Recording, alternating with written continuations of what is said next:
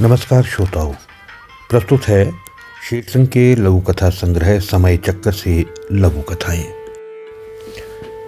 आज सुनिए आस्था की लौ और अपनी अपनी सोच शीर्षक से लघु कथाएं।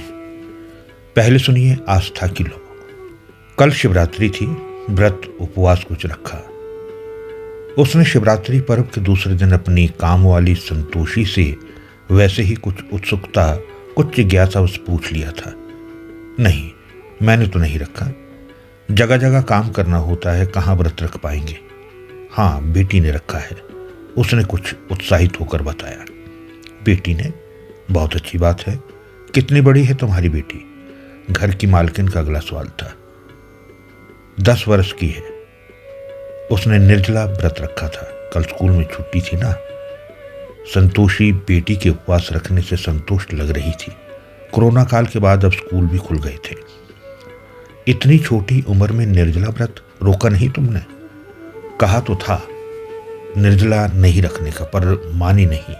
हमने भी उसे उसके अपने भरोसे छोड़ दिया। निर्जला उपवास तो बच्चों के लिए थोड़ा मुश्किल है ना। बिना अन्न जल दिन भर उपासे रहना बहुत कष्टकारी है। उसने निर्जला व्रत रखा जानकर कुछ हैरान होते हुए कहा। तुमने उसे समझाया नहीं होगा?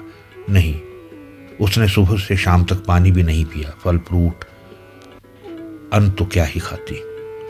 कहती हमारे पास पैसे नहीं होते। मैंने शंकर भगवान से हमें भी पैसे देकर दूसरे लोगों की तरह बना देने के लिए व्रत रखा है, ताकि हमें लोगों के घरों में जाकर झाड़ू बर्तन नहीं करना पड़े।